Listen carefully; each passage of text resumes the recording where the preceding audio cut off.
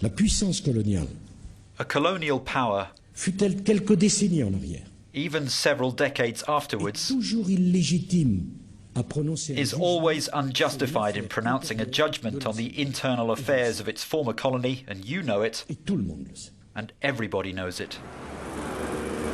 That statement in January was how the French president justified France's non-intervention in Tunisia. So what's to be made today of its action in Ivory Coast? What to make of the French helicopters that bombarded the Ivorian presidential palace? Of course, the French intervention is in tune with international law and backed by a UN mandate.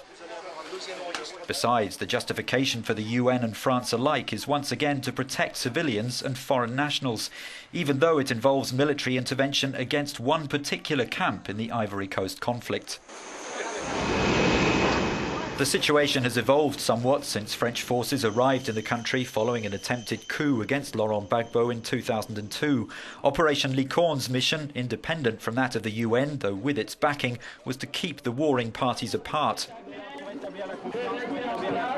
This time, amid the tension following the Ivorian presidential election, Paris took a clear stance. Gbagbo should go. When he didn't, Ouattara's supporters demanded international intervention.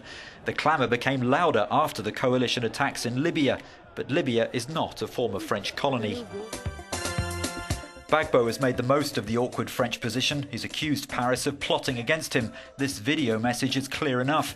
But France faced Gbagbo's wrath before Sarkozy. When Jacques Chirac was president, his forces attacked a French airbase. In response, France virtually destroyed the Ivorian Air Force.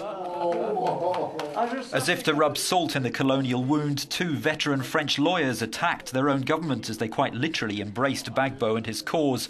The Ivorian leader was a symbol, said one, of an Africa that doesn't give in. However legitimate's the French backing for Ouattara, despite the inability of the UN or the African Union to take decisive action, what will stick in the minds of many in Africa are the military strikes from Ivory Coast's former colonial power. Paris insists it's backing the right side, although accusations of a massacre by Ouattara's forces may, if proven, leave something of a sour taste.